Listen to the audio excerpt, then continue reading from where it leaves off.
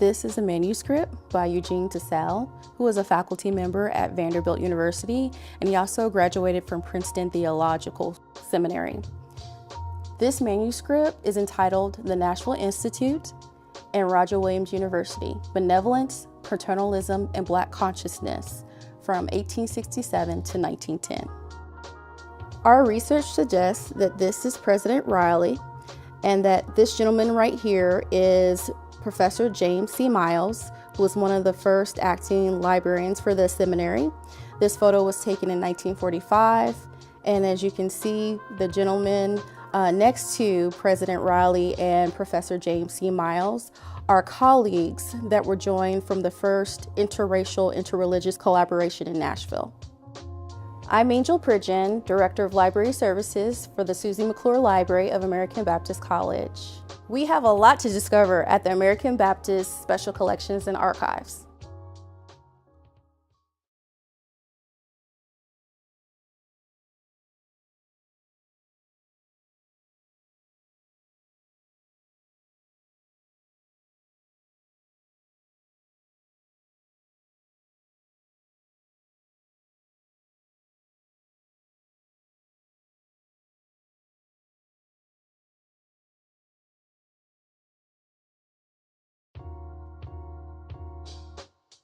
This is a manuscript by Eugene Tissell, who was a faculty member at Vanderbilt University, and he also graduated from Princeton Theological Seminary.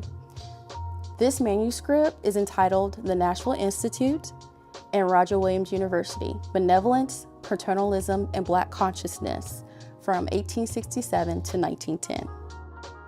Our research suggests that this is President Riley and that this gentleman right here is Professor James C. Miles, who was one of the first acting librarians for the seminary. This photo was taken in 1945, and as you can see, the gentleman next to President Riley and Professor James C. Miles are colleagues that were joined from the first interracial, interreligious collaboration in Nashville. I'm Angel Pridgeon, Director of Library Services for the Susie McClure Library of American Baptist College. We have a lot to discover at the American Baptist Special Collections and Archives.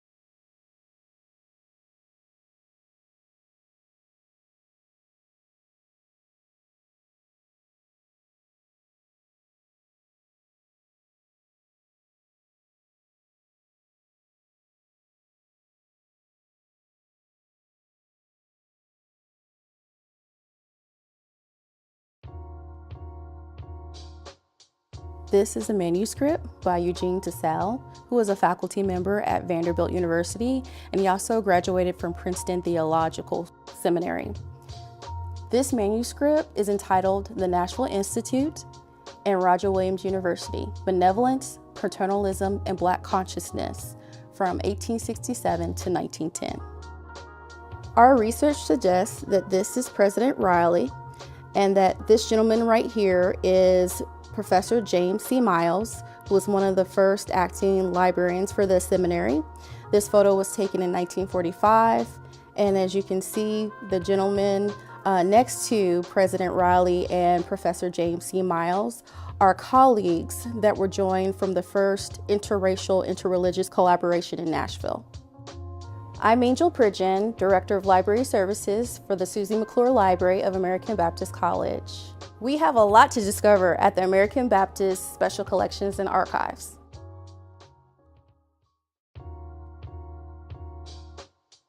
This is a manuscript by Eugene Tissell, who was a faculty member at Vanderbilt University, and he also graduated from Princeton Theological Seminary. This manuscript is entitled The Nashville Institute and Roger Williams University, Benevolence, Paternalism, and Black Consciousness from 1867 to 1910. Our research suggests that this is President Riley and that this gentleman right here is Professor James C. Miles, who was one of the first acting librarians for the seminary. This photo was taken in 1945, and as you can see, the gentleman next to President Riley and Professor James C. Miles are colleagues that were joined from the first interracial, interreligious collaboration in Nashville. I'm Angel Pridgeon, Director of Library Services for the Susie McClure Library of American Baptist College. We have a lot to discover at the American Baptist Special Collections and Archives.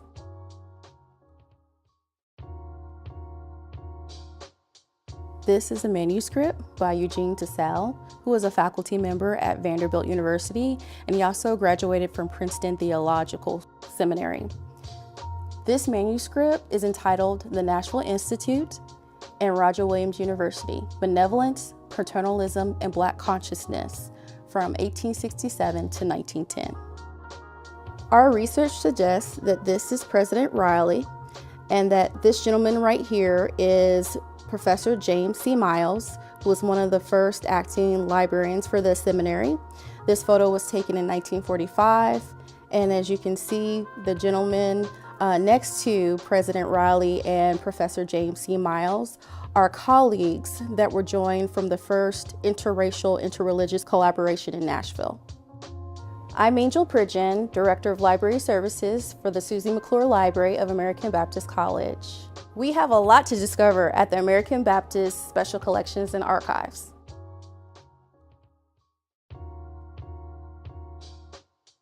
This is a manuscript by Eugene Tassell, who was a faculty.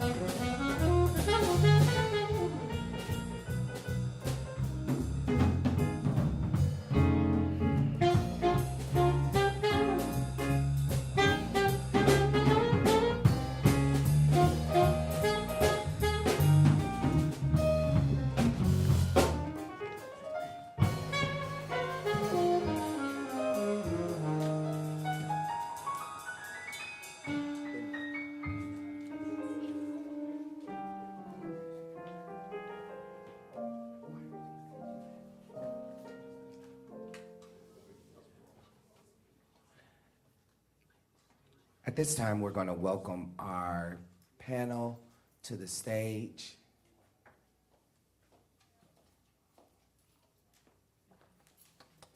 All rise.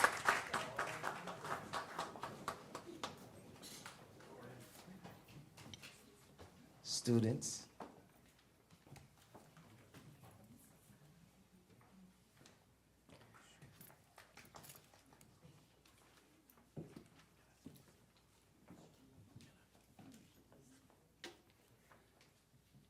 Good afternoon, ladies and gentlemen. Welcome to the American Baptist College and the Centennial Alumni Student Debate. Please, at this time, welcome Dr. Phoebe Dickerson, the Vice President for Academic and Student Affairs, as she comes now. Good afternoon, everybody. Welcome to American Baptist College. You may be seated.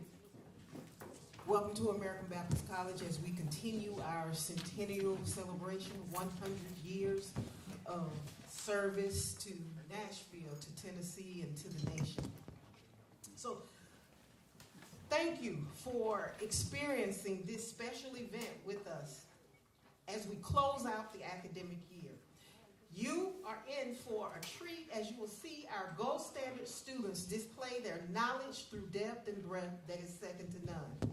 You will also see the results of an ABC education from alumni who have gone into the world and are making a positive difference in their communities. One of those ABC graduates is Dr. Forrest Harris, president of the college, who is retiring at the end of June. You will hear from him later. Now, please welcome our moderator for the evening. She is the former director of library services here at ABC and is now an assistant professor at Fisk University.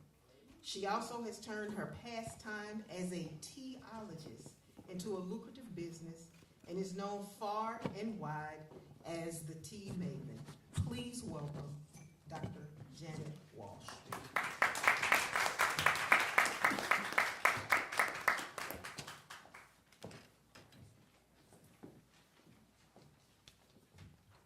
Good evening, and thank you, Dr. Dickerson. Thank you also, President Harris and the college's administrators. I'm pleased at this time to welcome our panelists, judges, students, alumni, supporters, and all of those watching virtually. This debate kindles what used to happen on this campus among students and faculty. The exchanges allow them to sharpen their communication and critical thinking skills and letting their body language connect with their words. Here are the rules. Panelists will be asked questions and will provide answers from the side of pro or con. They will be judged using a scoring sheet that covers areas including organization and clarity, strength of argument, use of examples and facts, and presentation. Each participant will have 3 minutes to speak on the subject. The primary debaters will answer the first 3 questions, and the alternate will respond to questions 4. For our students, the primary debaters are Mr. Aaron Ford, yes, and Mrs. Guanica Baden-Brody. The alternate is Mr. Courtney Howard. For our alumni, the primary debaters are Reverend Cora Alston, Reverend Dr. Ronald Parham, and the alternate is Mr. Mundell Smiley. Let's be clear, there is a timekeeper in the back of the room.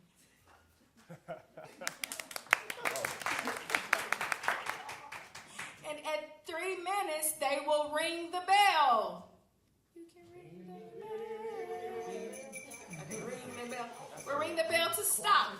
And the judges are seated down front. Now let's get started. First questions for current student and alumnus will lead. Question 1.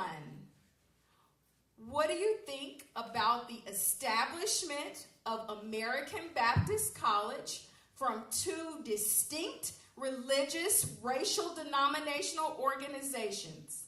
I'll repeat.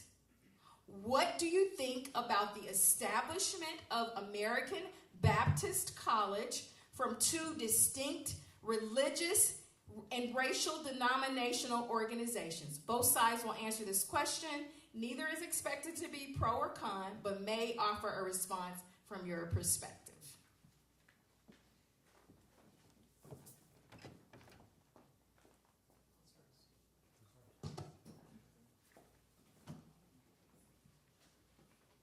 Good evening. The establishment of American Baptist College through the union of two distinct religious and racial Baptist denominations offers a fantastic case study in early 20th century and inherent intentions.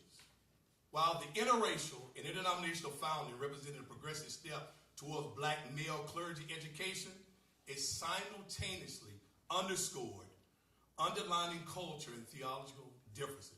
The initial focus on educating black men, while a significant advancement, reveals the prevailing social norms and limitations of the area, particularly regarding the role of women in ministry.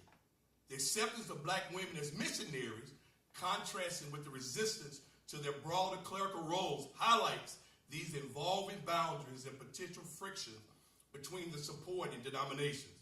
This historical moment mirrors the broader societal struggle between stated ideas and lived realities, a tension that the Reverend Dr. Martin Luther King later articulated distinctions between active and passive peace. Examining American Baptist College origins through this lens allows us to appreciate the complexities of interrelational collaboration while acknowledging the persistent challenges related to gender and evolving understanding of ministry within the Baptist tradition. Thank you.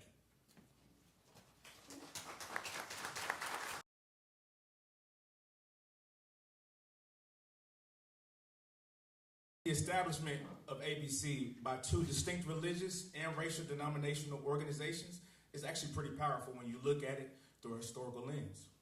It shows that even in a time when segregation and division were the norm, there were leaders who believed in crossing racial and denominational lines to create something bigger than themselves. From my perspective, it speaks to the college's deep roots in unity, faith, and social justice. It wasn't just about education. It was about creating a space where leadership could be nurtured in the fight for equality and human dignity. Of course, I can also imagine that from both sides, black and white religious leaders. There was probably tension, different priorities and challenges in how they viewed education, power sharing, and racial progress. But the fact that they still came together as a united front shows a commitment to a vision that went beyond individual differences. Today, that legacy challenges us as students to continue building bridges, leading with integrity, and making space for collaboration, even when it's uncomfortable. That foundation makes me proud to be ABC.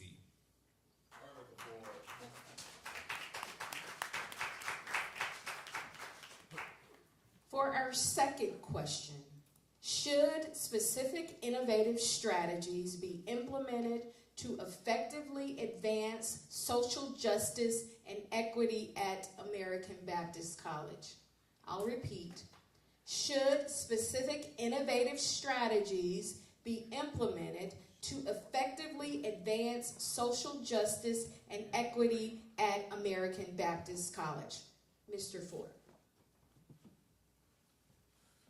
Back to back, I see. From a student's perspective, I would argue that specific innovative strategies do not need to be implemented to advance social justice and equity at ABC. At least not in the way that people often imagine innovation to mean something entirely new or revolutionary. ABC already has a long-standing history rooted in social justice, civil rights, and theological education that emphasizes equality and community. Instead of constantly trying to create new strategies, the focus should be on strengthening and consistently applying the foundational values and systems already in place. Sometimes Innovation can distract from the core work that needs to be done, like listening to student voices, holding leadership accountable, and maintaining transparency. Another reason to be cautious about implementing new strategies is the limited resources and capacity. As students, we see firsthand how stretched the college can be in terms of staffing, funding, and time. Constantly introducing new initiatives, in the name of innovation can take away attention from improving existing support. Systems like mental health services, financial aid, SGA. Instead, seeking the next big idea, ABC should continue to prioritize doing the basic things, providing equitable access to education, ensuring fair treatment, creating spaces for open dialogue. Additionally, innovation for the sake of appearance can sometimes overshadow the lived experiences.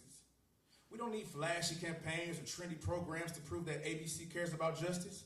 We need our concerns to be heard and our needs to be met. Students are often told that change is coming through new strategies, but what we really want is follow through on past promises.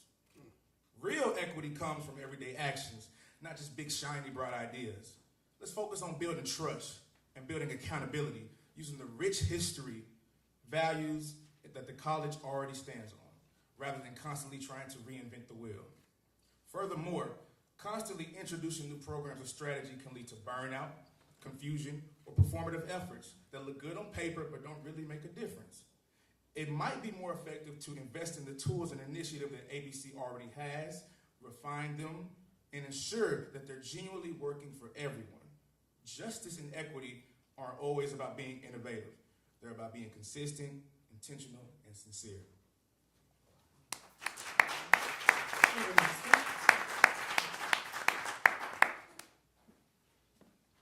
Good evening.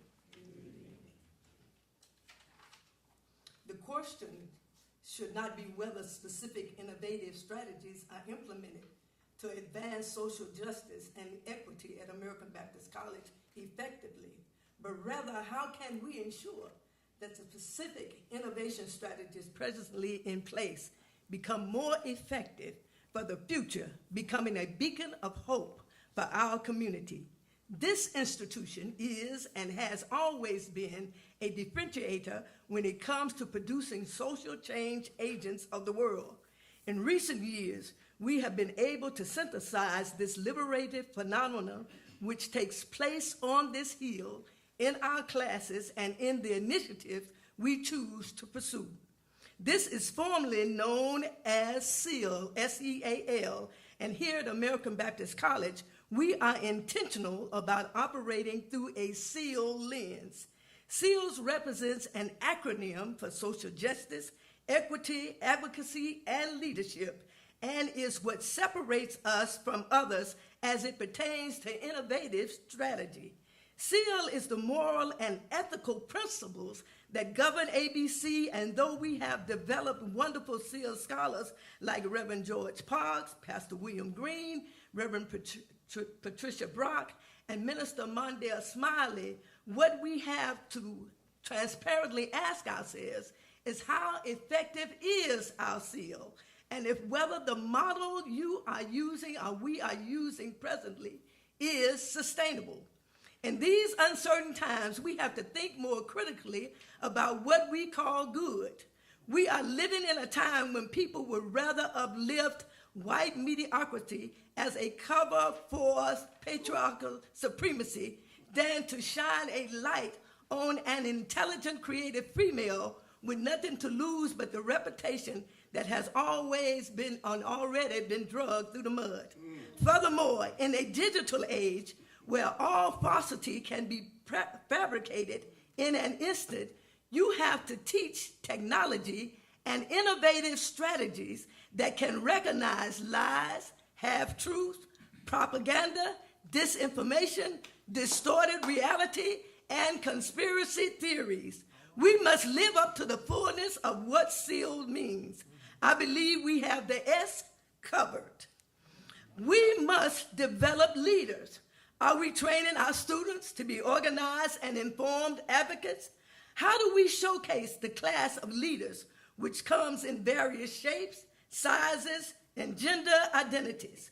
The specific innovative strategy that should be implemented here is not another policy and program amendment, but rather a shift in method.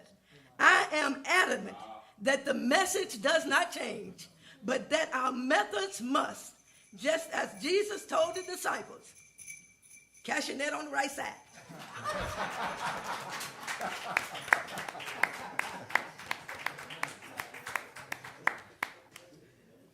For our third question,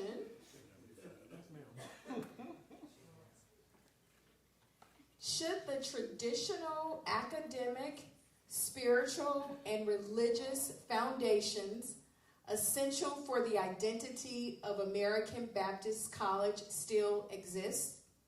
I'll repeat.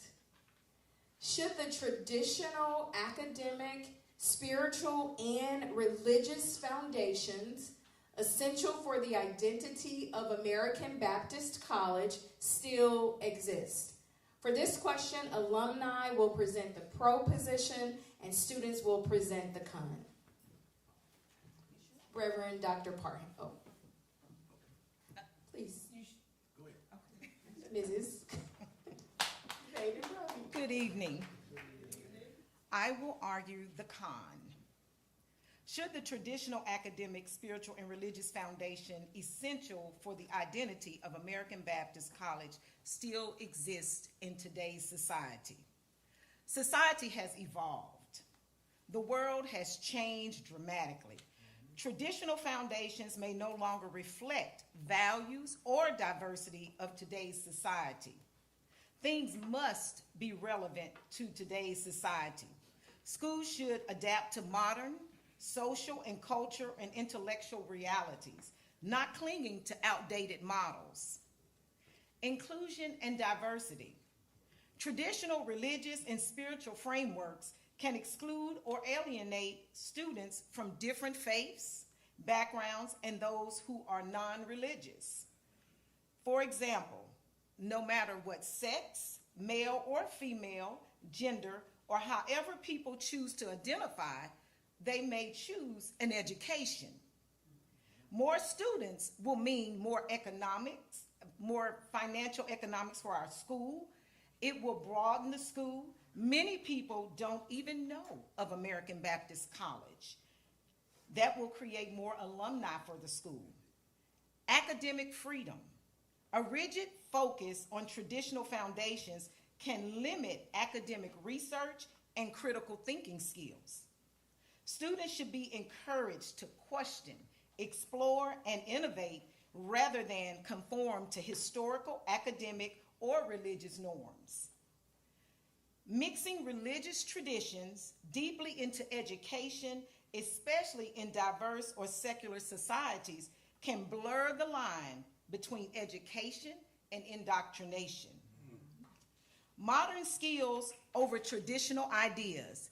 Education should prepare our students for realities of the modern world, technology, globalization, and diverse societies.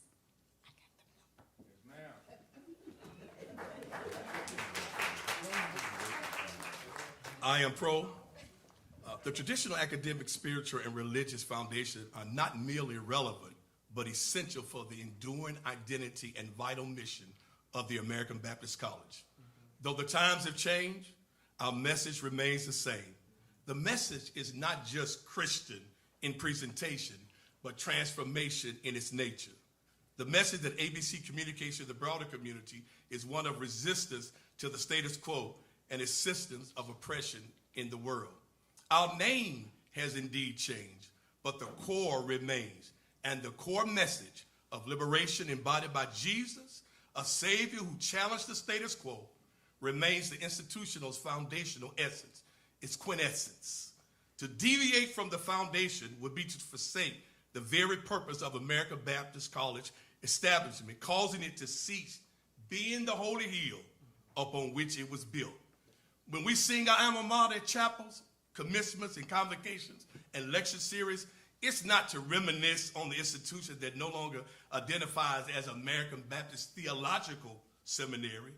Our alma mater signifies and pronounces, holds precisely because of these deeply rooted traditions, American Baptist College name resonates powerfully across the nation, not despite, but because of its unwavering commitment to these foundational principles.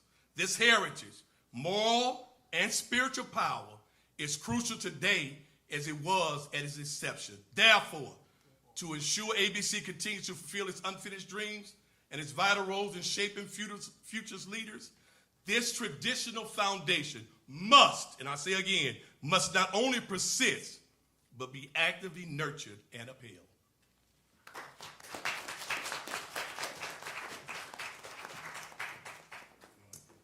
And for our final question, which we'll ask to the alternates from each side, how can the college ensure that innovation does not compromise its core values and mission?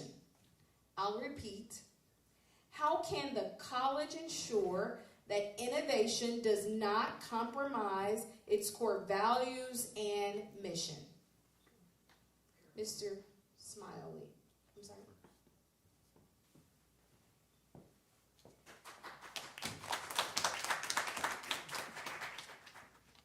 Good evening. Good evening. At the end of the day, we must be who we are. The Bible says in Matthew 11:15, "He that has an ear, let him hear." We have heard many valuable and meaningful remarks today. From our notable alumni, you have heard them say that we must be persistent in overcoming the challenges related to gender and an evolving understanding of ministry within the Baptist tradition. That we must be willing to test the limit of our current approaches and embrace innovation, and that the traditional foundations here on the Holy Hill must not only persist, but be actively nurtured and upheld. Now I say to you today, lend your ears to the wisdom that has been shared within this sacred space. Engage in ongoing dialogue, for connectivity and communication must never mean assimilation. And effectiveness and efficiency demands that our internal leadership embrace wholeheartedly before we can expect anyone outside to follow.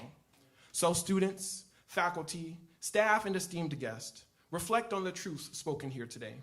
Meditate on these words as you presently and in the future become change makers of our world. The interdenominational and interracial foundation of this institution, while a testament to the progress, demands that we continually strive for genuine equity and confront any lingering shadows of inequality. Our unwavering commitment to the liberating message of Jesus must be the bedrock upon which all innovation rests. And as we adapt methods to reach our world grappling with falsehoods, let our sealed principles, social justice, equity, advocacy, and leadership guide our every step. When we go from here, let us make it purposeful. Why gather here today? Why speak on this stage? Why stand behind this mic unless to enact insightful and meaningful actions?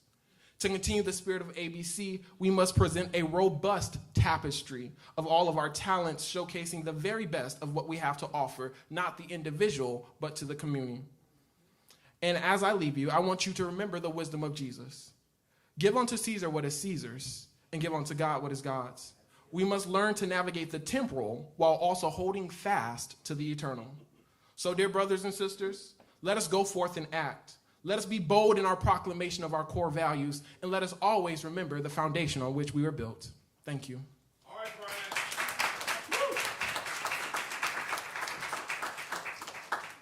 Mr. Howard. Yes, sir. How are we doing this evening? Good, good. In response to the question, they can't. It's okay to innovate and be creative because that's how we grow. Coming up with new ideas for the campus can help keep the flame of American Baptist College lit. We must continuously monitor the process of innovation to ensure they remain in line with the college's core values and adjust as needed. So not just doing it just to do it, but being intentional and checking up on the ideas. Develop policies that define acceptable boundaries for innovation. These should emphasize ethical standards, academic integrity, inclusivity, and the institution's long-term educational goals. to regularly review the outcomes of innovative programs and technologies to assess their impact on the college's culture, student experience, and academic rigor. And this is how American Baptist College can ensure that innovation does not compromise its core values and missions. Thank you.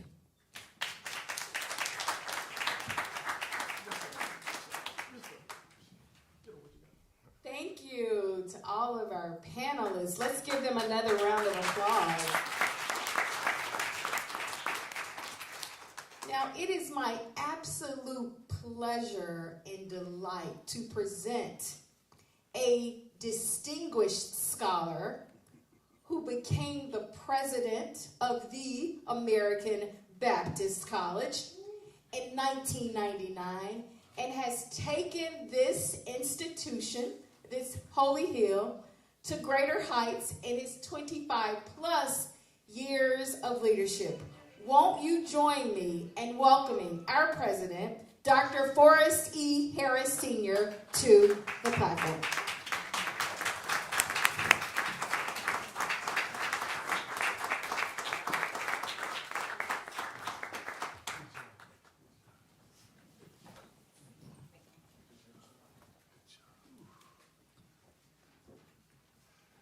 I see the judges are accumulating their scores.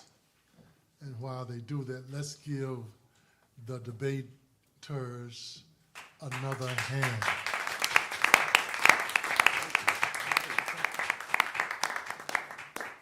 I am very appreciative of this forum, this atmosphere of debate, which is a tradition among Black historical colleges. And in this debate spirit, some of the most profound understandings of our culture, our history, and the importance of our institution have come forth and have framed these institutions and given them the relevance and sustainability, even us, American Baptist College, after 100 years. What I heard in these debates, one was the strength of religious foundation. Religious foundation is rooted in the principles that our people, our educational institutions, believed in freedom. Rooted in the Christian principle, providing an environment that fosters spiritual growth alongside academic achievement, political acumen, and social progress. It is important that we keep that religious foundation intersecting into these various areas of what we call Black progress. I also heard in these debates, these debaters, cultural and historical significance. Cultural and historical significance is always at the vanguard of helping us understand and keeping clear our identity, who we are as a people, who we are as institutions. What is the church, and how is it, and what role does it play in keeping our identity clear in a culture that stood against it?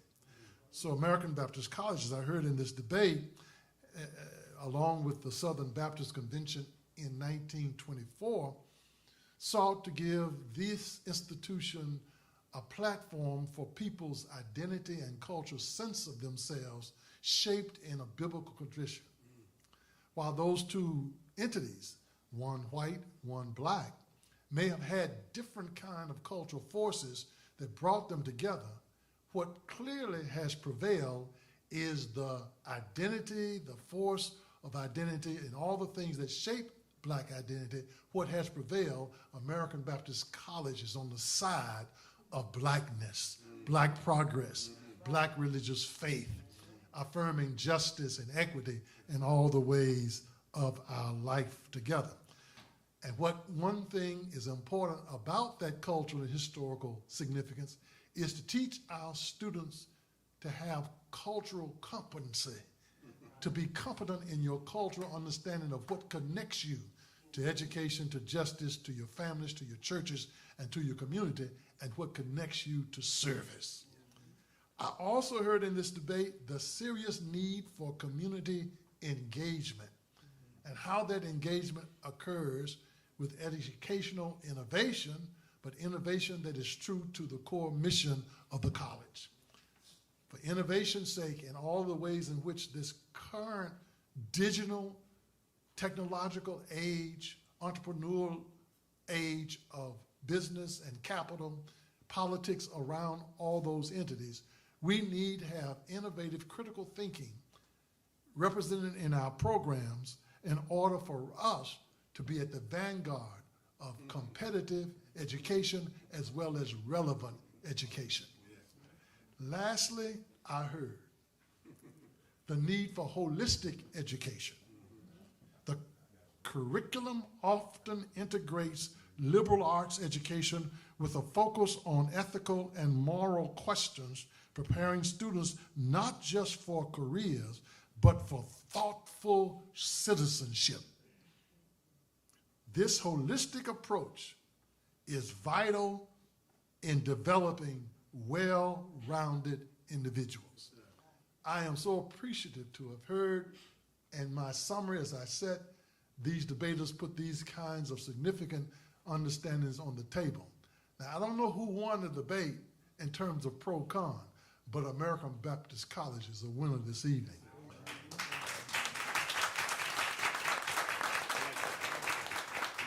And this being one of the last experiences I will have in this space, I'm glad that it ended on a debate that raises the issues that we need to engage in order for us to have the kind of future for American Baptist College as it transitions to new leadership.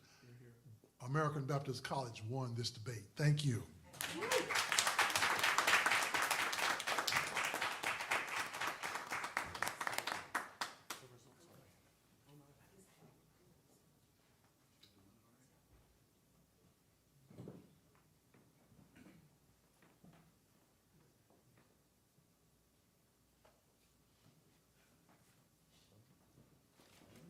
As the musicians play quietly as we continue the final tallies of the votes.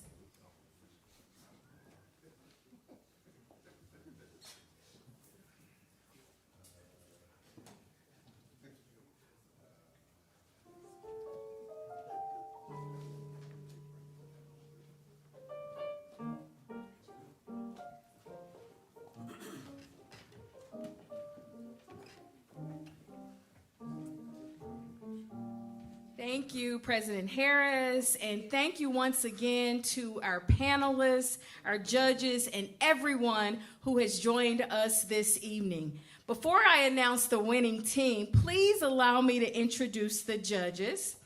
Dr. Jeremiah Parks of American Baptist College. Dr. Lee Williams, author, lecturer, historian, Tennessee State University. Dr. Sybril Brown, author and lecturer and professor at Belmont University. The results are in. Can I have a drum roll, please? And I'll start it off. Congratulations to the... In a very close decision of 181 points to 180, the winner is the students.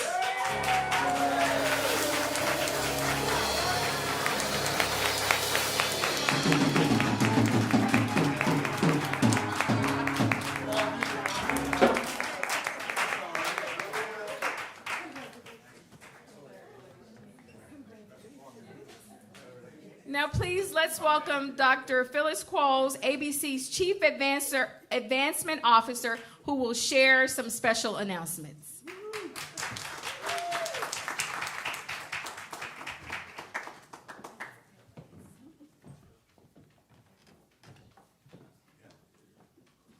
Talk about a close race.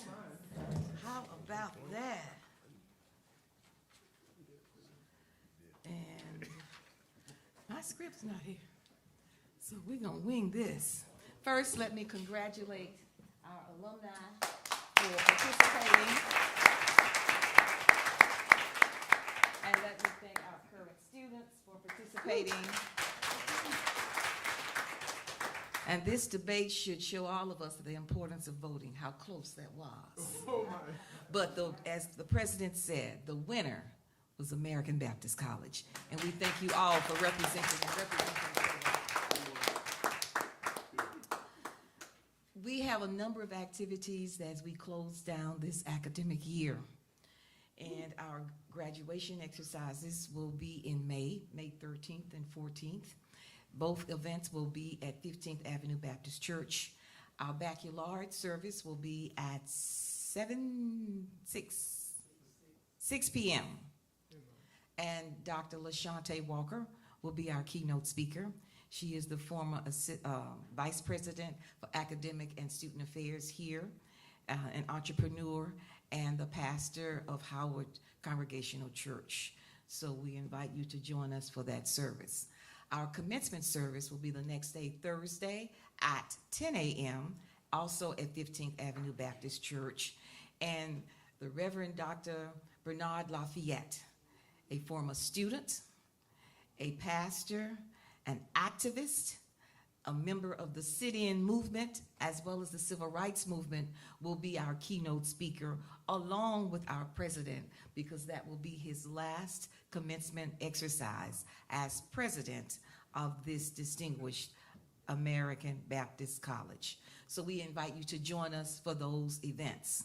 And as we close out the fiscal year, as was said earlier, President Harris retires after actually 26 years as the president of this institution.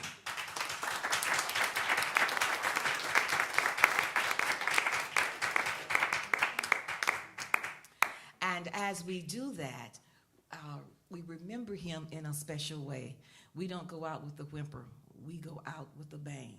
So we will have the Legacy of Leadership Gala on Saturday, the 28th of June, 2 days before his actual retirement. So we can't act up too much because there's still 2 days he could do something to us. It's going to be at the Cal Turner Center at Meharry Medical College. Tickets are $150 for individuals, but we know you want to assemble a table, and that's $1,500 for a table.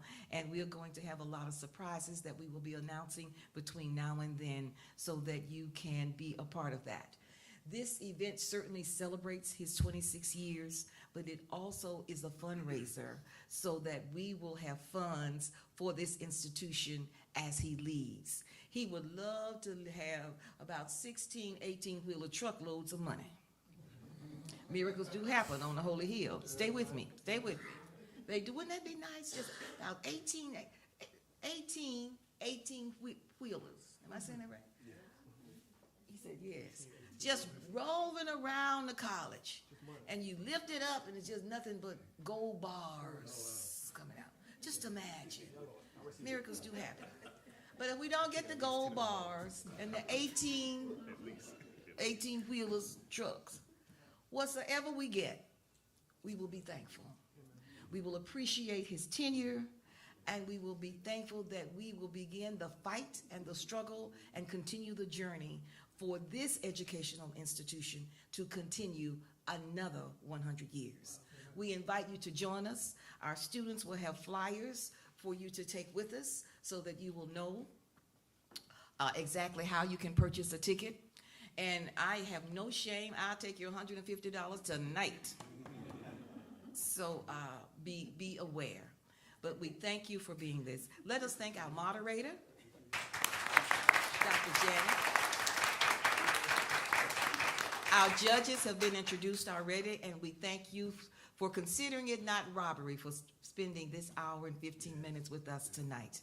You are all distinguished in your various careers, authors, book writers, lecturers, and we want our students to see you and to know you, and we appreciate what you've done. And I want our members of the leadership of American Baptist College who are still here to please stand. Phyllis Hildreth, Richard Jackson, I think Dr. Dickerson had to leave, And Ed Wisdom is somewhere making technology work for all of us. And they are here to make sure that our students get the best that they can be. Not be afraid to stand strong, even if they have to stand alone.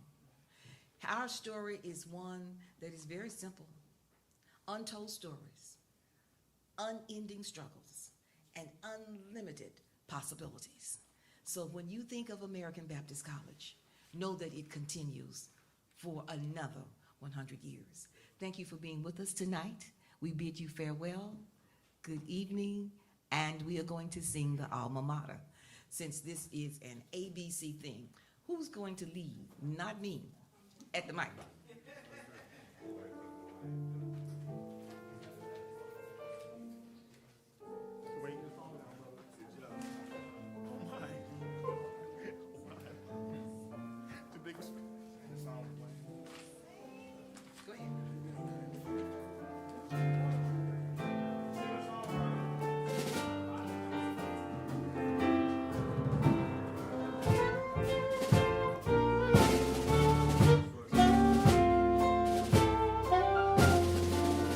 We love the alma mater, the school we cherish so. The world will read that letter wherever we may go.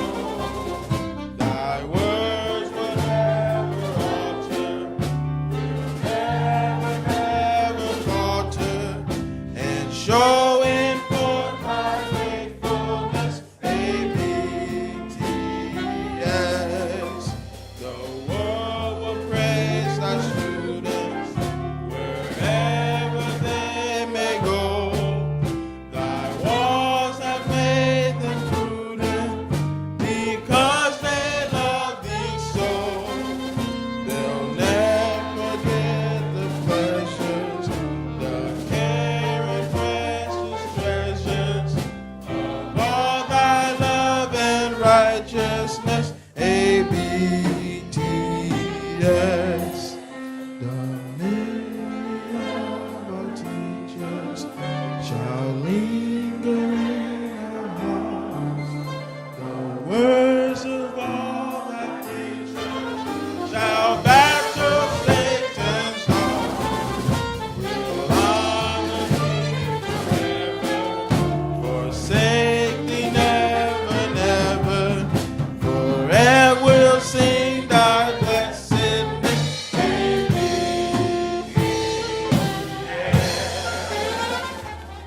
Students from American Baptist College played a significant role in the Nashville sit-ins that took place from February through May of 1960 to end racial segregation at downtown lunch counters.